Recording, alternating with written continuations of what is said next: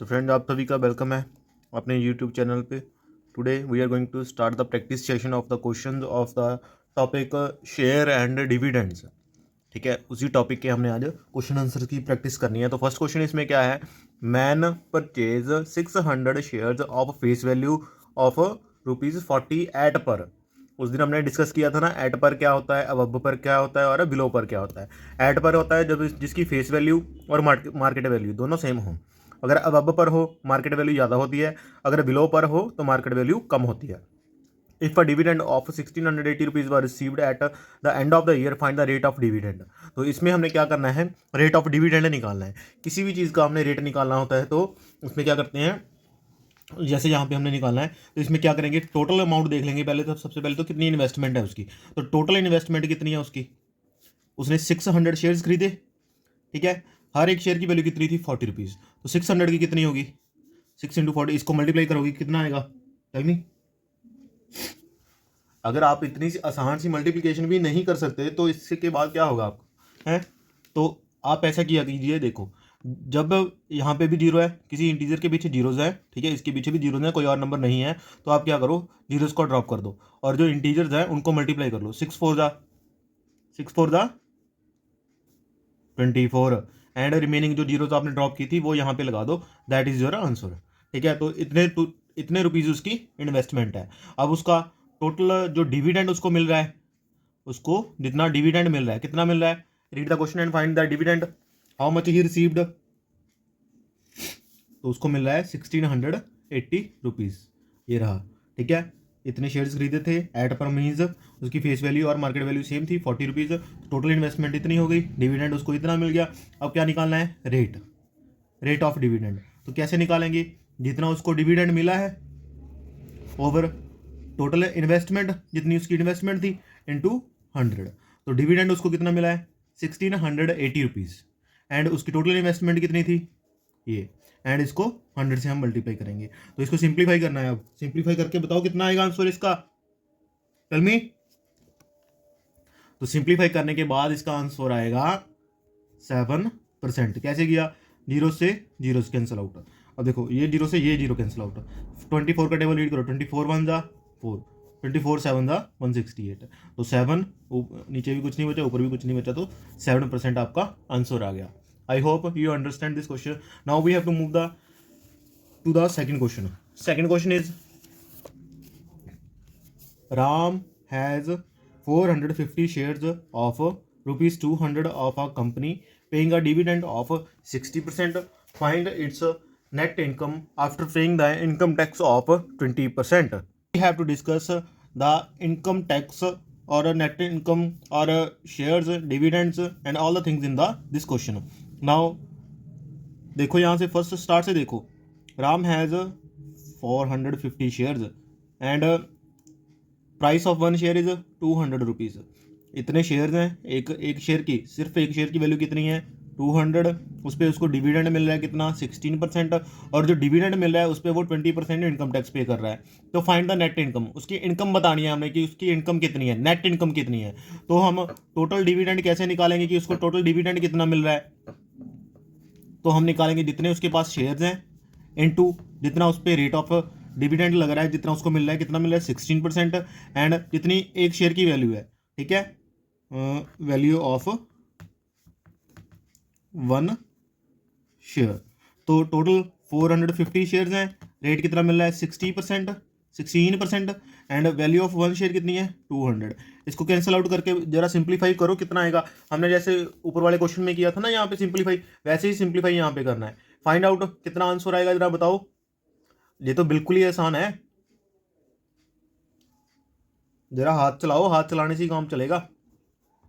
ठीक है, ये 20 से 20 कैंसिल, यहाँ पे 16 बचा, यहाँ पे 2, यहाँ पे 450। ठीक है, 450 को 2 से मल्टीप्लाई करेंगे कितना आएगा 900। 900 को 16 से मल्टीप्लाई करेंगे कितना आएगा 144 एंड 00।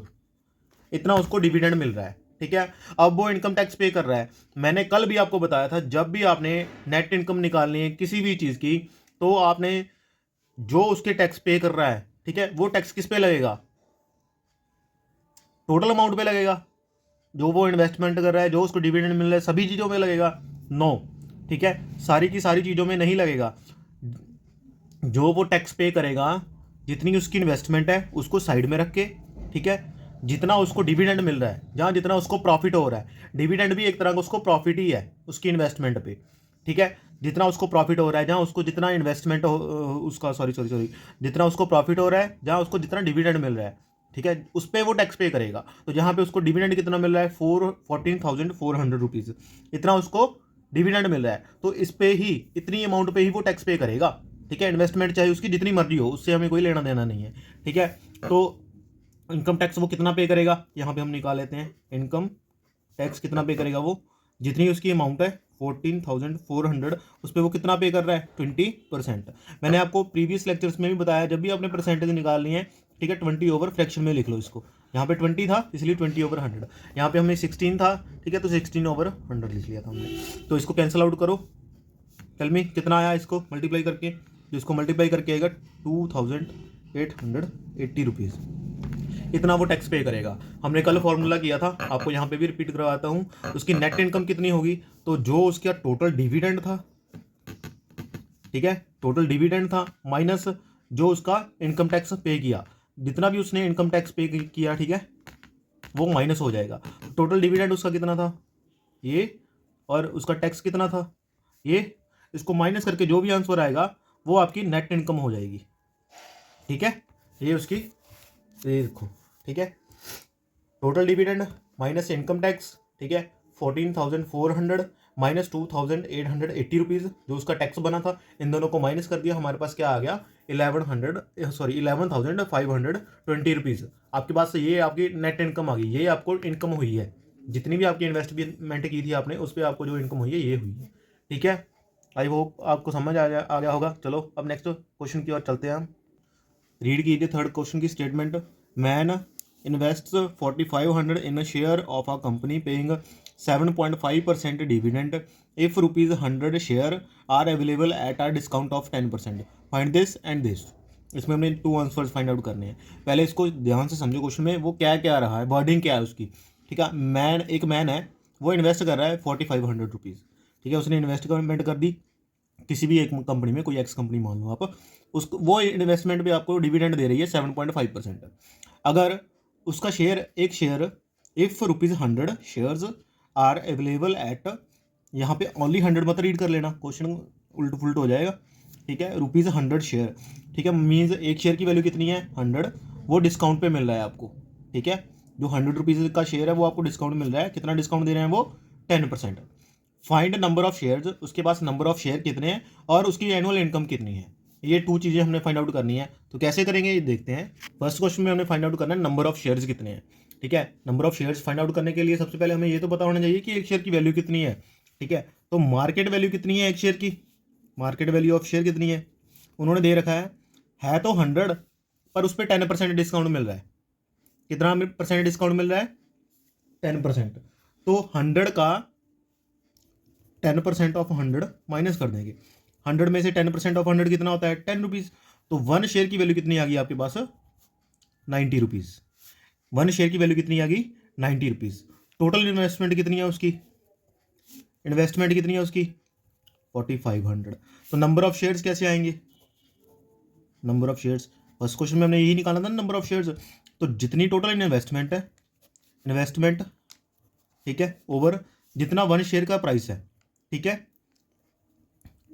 Price of 1 share. तो टोटल इनकम कितनी है, इन्वेस्टमेंट 4,500, ठीक है।